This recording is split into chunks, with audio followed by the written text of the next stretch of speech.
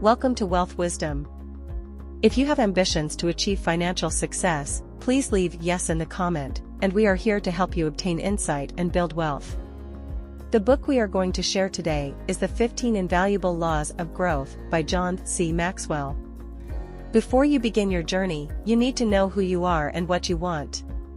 You can't wander through the jungle without a map and expect to reach your destination. In the same way, you can't really grow unless you understand where you want to go. But for a lot of people, this is easier said than done. Knowing exactly where you want to go is not always obvious. So how can you find out? The best way is to really get to know yourself and what you want. That can be challenging to accomplish, of course. But if you ask yourself these key questions, you'll be on the right track. First of all, ask yourself if you're happy with what you're doing right now. Does your work make you feel fulfilled and passionate? Do you start the day with a spring in your step? Or are you lethargic, tired, and irritable? If it's the latter, you're clearly not doing what fulfills you. So what will fulfill you? The answer to that question is as unique as your fingerprints. It's specific to your personality, your values, and your dreams. In order to identify it, you need to observe yourself closely. Notice when something makes you light up, moves you, or gets you especially excited. Think about times in your life that you felt useful and valued by the people around you. Once you've discovered what you want to do, you should stop for a quick reality check. Is your dream doable? Yes, dreams should take you beyond your current reality. That's why they're called dreams. But if your dream is to be a professional basketball player, and you hate exercising and have terrible coordination, then your dream is actually something else, a fantasy. An achievable dream should line up with your talents and capabilities. When you've established that your dream is potentially attainable, you should ask yourself the next probing question: why do you want to do it? This is a really important one. You need to sniff out any hidden agendas you may have. For example, if you say you want to do a PhD because you're passionate about learning, but in fact you just want to impress people, you'll run into trouble. Not that there's anything wrong with wanting to impress people. But it's probably not a strong enough motivation to get you through a grueling PhD program. More importantly, you'd essentially be doing it for someone else, which wouldn't make you happy in the long run. What you need to find is a passion that will make you happy just by pursuing it. Before we continue, if you are interested in this topic, please consider subscribing and give us a thumb up. Let's continue. Personal growth won't just happen by itself. Your hair grows by itself. So do plants, given enough water and sunlight. But personal, emotional, and spiritual growth is different. It doesn't just happen naturally over time. Just as plants require sunlight, personal growth requires intention. You have to think carefully about what you want, what direction you're headed in, and what steps you'll need to take to get there. But intention alone isn't enough. You have to put your intentions into practice by taking action, not tomorrow, not next month when you have a gap in your calendar, but right now. That's where many people get stuck. They keep waiting for a mythical future moment when they'll have enough money and time to actively pursue their dreams. Or they wait until they feel motivated or inspired enough to begin. The problem with waiting for the right circumstances is that personal growth can be scary. You come face to face with many of your fears and have to deal with the discomfort of uncertainty and vulnerability. Most people, of course, have a real knack for avoiding scary things. And so that perfect moment when you feel like working on your self-development, well, it never comes. To get past the fear, you'll need to accept that growth is innately uncomfortable, and that you'll make lots of blunders along the way because you're attempting to do things that you've never done before. Once you've accepted this, you have to get started. Just do it, even though you're short of money, have been looking after your kids all day, and really feel like curling up on the sofa in front of the TV. The thing about motivation is that it comes with action, not before it. So in the same way that you grumpily drag yourself to the gym, but come out radiant and motivated to exercise more, you have to start working on your personal growth in order to get the motivation to continue. To be successful, you need to ask for help. Knowing what you want isn't the same thing as knowing how to get it. Knowing that you want to build your dream house is a good start. But to get it built, you need blueprints. So once you know what you want, how do you get it? After all, starting a daunting project is hard. It certainly won't come naturally. One of the best ways to start is to ask for help. Others have struggled along the path before you, and they can support you.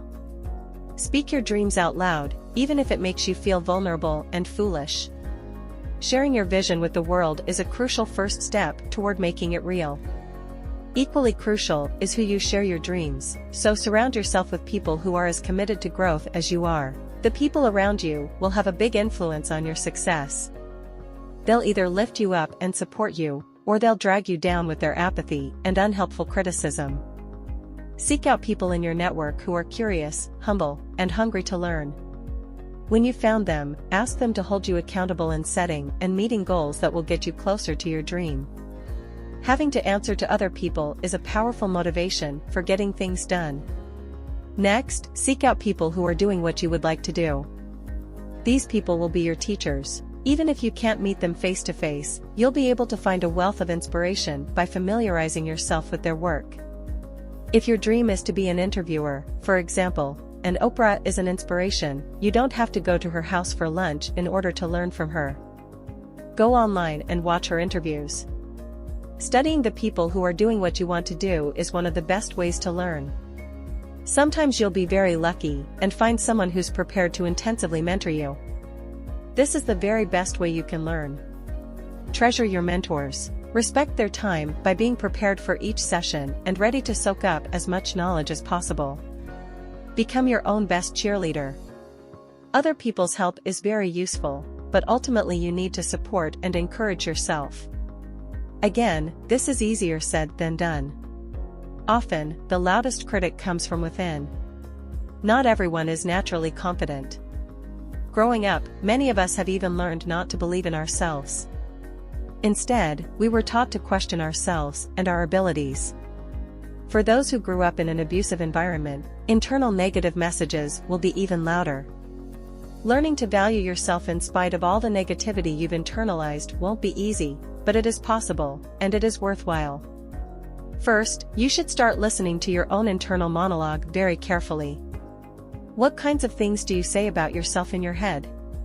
Do you criticize yourself for never doing things well enough, or chastise yourself when you make a mistake? If you bombard yourself with negative messages all day, it will be hard to stay motivated and feel safe enough to take risks. Identifying these negative thoughts and beliefs is the first step toward changing them. Once you've done this, you can take the second step, beginning the work of change. When you catch yourself aiming a torrent of abuse at yourself for messing up, you can consciously change the narrative in your head. Remind yourself that it's normal to make mistakes and that you're courageous for taking risks. It may feel unnatural at first, but with enough practice it will become second nature. Third, you should stop comparing yourself to other people. Your journey is uniquely yours, and what other people do is just a distraction. You're the only one you need to compare yourself to. Make sure that you're living according to your own goals and values, and nobody else's. Take time to relish your victories, big and small, and acknowledge what it cost you to get there. The fourth and final step is to take every chance you can get to contribute to other people's lives. Often, when you're feeling small and insignificant, you can't imagine that you could make a difference to someone else. The act of getting out there and using your skills for good will not only be beneficial to the world, it will give you new insight into what you're capable of. Be patient, real growth is incremental and undramatic. If you grew up on a diet of Hollywood movies, you're probably used to seeing change packaged obviously and dramatically. A mathematician is struck by inspiration and scribbles down the answer to an impossible puzzle. A woman chases her lover to the airport and proposes to her in front of hundreds of onlookers. Dramatic moments like these are perfect fodder for movie makers. In real life, though, it's the more conventional stuff, the stuff that usually ends up on the cutting room floor, that leads to real growth. The movies don't show the mathematician getting up every morning and puzzling over the numbers without getting anywhere, only to do it again the next day. They don't show the young woman suffering through countless boring Tinder dates before she finds the one. Real growth is slow, incremental, and often frustrating. It involves doing small actions every day in pursuit of your ambitions. To be able to keep going when you can't see any immediate progress requires a lot of patience and stubborn discipline. It also requires that you start valuing the process of learning rather than just its eventual outcomes. Learning and growing are exciting in themselves. If you look at some of the brightest minds, you'll find they're the most curious. No matter how much knowledge they have, they're always eager to know more and are humble enough to keep asking questions. In order to stay motivated, you'll need to keep your goals in mind and remember that the bigger and more impressive the vision, the more time it will take to accomplish. Think of tomato plants in comparison to apple trees. Tomatoes will ripen within a couple of months and can be plucked from the vine. But, with the first frost, the plant itself perishes. In comparison, apple trees take years to grow tall and bear their best fruit.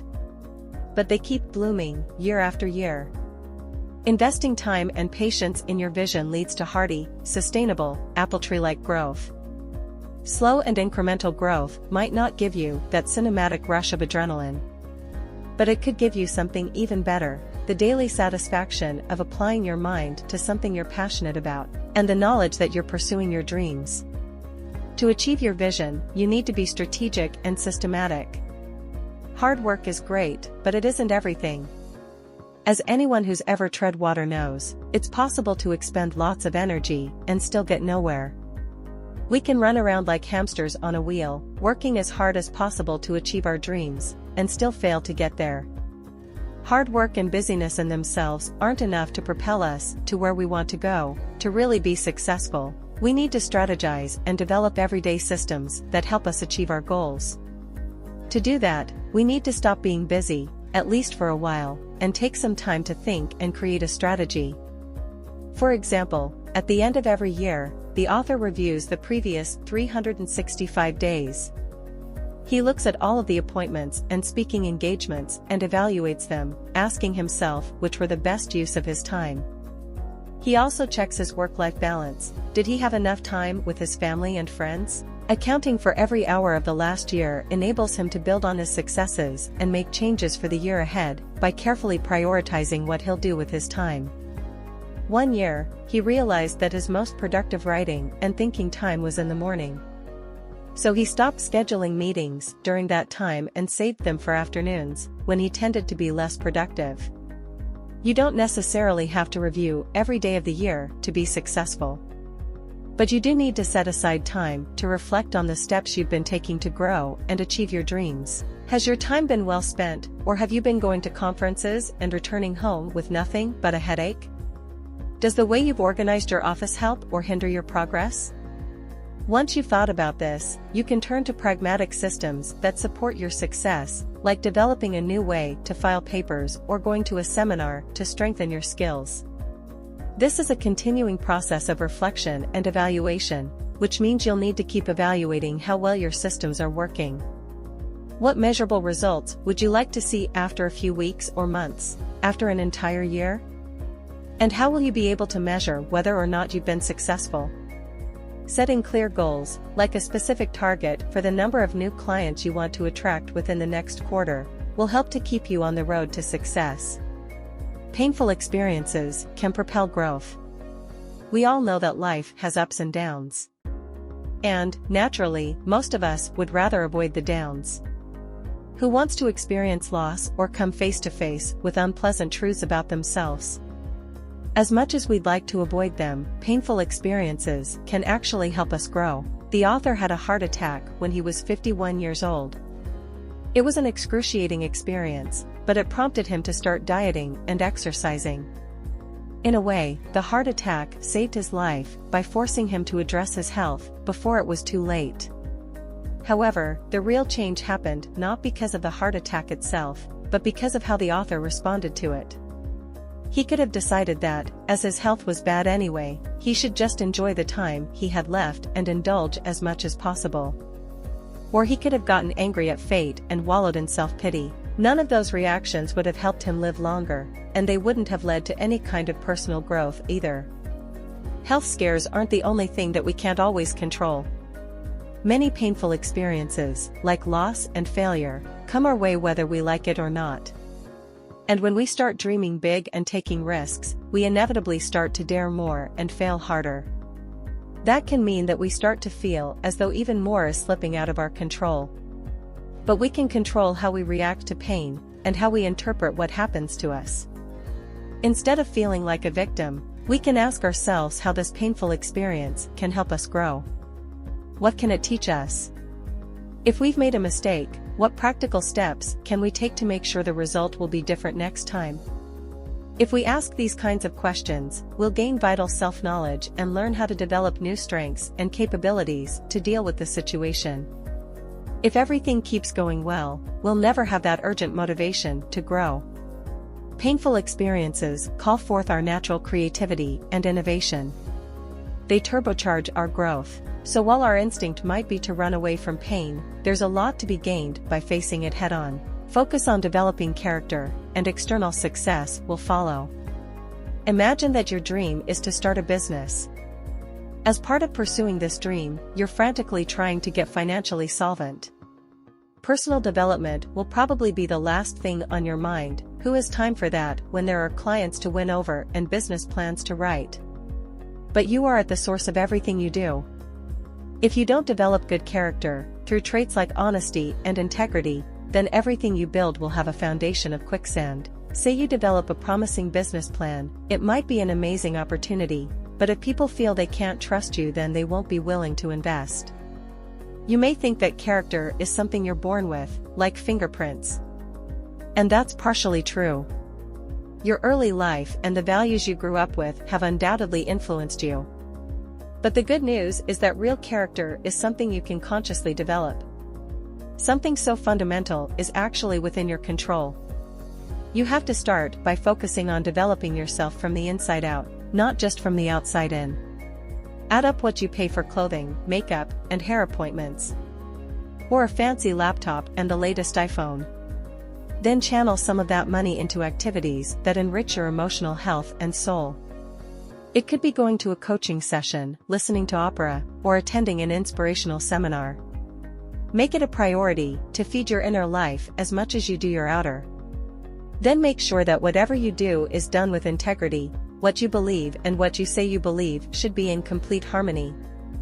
If they are, you'll speak authentically, which will give your words real power. The words you utter will communicate your ideas to others and get them to share your vision because you are genuinely passionate about your beliefs. Finally, to develop real character, always be open to criticism. Instead of resisting negative feedback, see it as a gift. After all, someone else is taking the time to clue you in to your own weaknesses. Recognize that the job of building character is a lifelong affair and will never be done. You'll always be a work in progress, which might just be the best possible scenario. To win, you have to accept loss. We've seen it happen on every playground. A toddler will be playing with a fun toy when another kid runs up and yanks it out of her hands. In response, she emits a roar of rage and despair. We may no longer show our emotions so openly, but many of us experience those same emotions when we have to give something up as adults. But all growth involves loss in the form of trade-offs. Time and other resources are finite, so saying yes to one thing inevitably means saying no to another. Accepting loss means we can be intentional about making trade-offs. It also ensures that what we lose translates into a greater gain. The author has made 7 major career transitions in his lifetime, and in 5 of those moves he took a salary cut. But he decided that the loss of money was worth the gain in growth opportunities. If he hadn't been prepared to take those losses, his career would have been much more secure, but also far less personally and financially rewarding than it is today. Money wasn't the only thing the author traded. He also gave up security when he changed professions. He went from being a pastor to being a public speaker in the business world, and from being a speaker to writing books, and from writing to founding a non-profit organization. Each of those moves required him to trade roles he was confident in for ones he was very inexperienced in and not that good at least, not initially. It can be especially hard to make trade-offs when you're already successful. After all, the higher up you go, the more you have to lose. But getting complacent will prevent you from reaching your full potential. Of course, not all trade-offs are worth it. Your personal values are key here. If you're committed to having time with your family, then a business prospect that takes up every waking hour will never be fulfilling. If being creative is what makes you feel most alive, then taking a job where you just implement other people's plans won't make you satisfied, no matter how high the salary. But when you identify an opportunity that will genuinely stretch you in an enriching way, don't hesitate to go for it, even if the price seems high. To really grow, you need to contribute to others. Ever heard the saying, "No person is an island"? It makes sense because our lives are lived in communities, in families, companies, church groups, knitting circles, and parenting groups. By extension, our successes are never truly just our own because we're nurtured and supported by family, teachers, mentors, colleagues, friends, and countless others. Recognizing that, and practicing gratitude, will only help us grow more, as well making sure that we're not only taking support, but also thinking about how to give it to others. Start by asking yourself what you wish others would do for you, then make sure to do those things for other people. This can apply to every area of your life. If you wish your spouse were more considerate about doing the dishes, practice being considerate in an area important to them where you might be falling short. If you wish to work in an environment where you're valued for your skills, make sure that everyone you work with knows that their efforts don't go unnoticed. If you're a leader, you can contribute to the well-being of your employees by creating the kind of work environment you always wished you'd had. Model good leadership that other people can watch and learn from. We live in an era of mass consumption where almost everyone seems determined to get more material possessions, more money, and more prestige. The pursuit of personal growth can turn into just another commodity that people want to hoard and use for their own advantage. But real growth doesn't work like this. In fact, it works better if you share it with the world. If the author had wanted to keep his hard-won wisdom to himself, he would never have been inspired to start a coaching business and empower others to deliver his teachings. He wouldn't have begun his nonprofit leadership academy, which turned out to be one of the most fulfilling things he's ever done. When he freely gave his insights to the world, he was rewarded by a more interesting and capacious career than he ever could have dreamed of. That's the end of today's sharing. If you like our content, please give us a thumb up and share it with your friends. See you next time.